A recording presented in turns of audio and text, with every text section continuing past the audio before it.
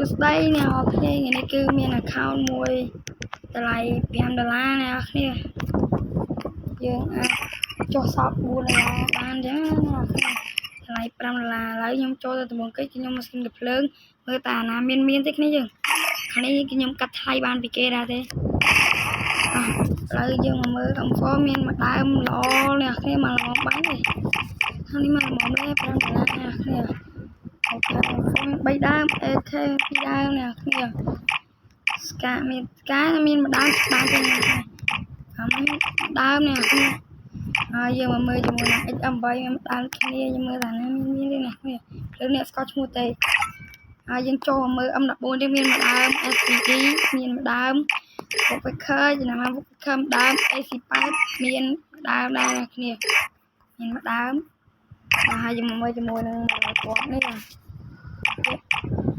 M249 មកមានពីដើម M6 មានចំនួនមួយដើមមកពីចាស់ហើយយើងពីដើម MP5 ចំនួនដើម VWAT MP មានចំនួន3ដើមដាច់ទាំង3កាយមានចំនួន2ដើមអត់ស្គាល់ឈ្មោះមានចំនួនព្រោះនេះអត់ស្គាល់ឈ្មោះមានដើម Bison មានចំនួន1ដើមស្នាប់វែងមានចំនួន1ដើមស្ប៉ា12យើងមានចំនួន1ដើមស្នាប់ពីក្រោយរបស់យើងមានចំនួន1ដើម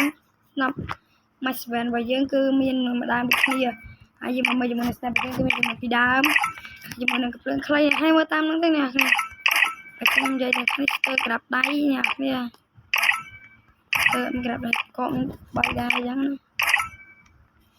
លទីកតើមាន Elevate ទេតម្លៃ$5ខែទៅ$20000យើងមើល level 42លេងតែមិនខែទេ training បុកបានម្ដងអូខេមើលតាមហ្នឹងទៅចូលមកមើលមានអាវធំចំនួន1វាមានសក់អ្នកគ្នាមើលតាមហ្នឹងទៅអ្នកគ្នាអាវទំតាន់យើងទៅហើយនឹងបុកអស់តិចដែរអ្នកបុកចូលយ៉ាងទៅតិចហ្នឹងអ្នកគ្នាមានច្រើនទេអ្នកគ្នាមើលតាមហ្នឹងទៅគឺយើងអាចមើលតាមហ្នឹងបានស្ទើរអាវស្អីអត់មានទេអ្នកគ្នាមើលទេហើយចង់បានឆាប់ជប់ចូលលេខសាប់បញ្ញាខ្ញុំដាក់លេខរូបវាតាមលេខសាប់ហើយនៅមាន account តទៀតនេះយើងលេខ1នេះបាទវីដេអូយើងមានតែប៉ុណ្្នឹងទេ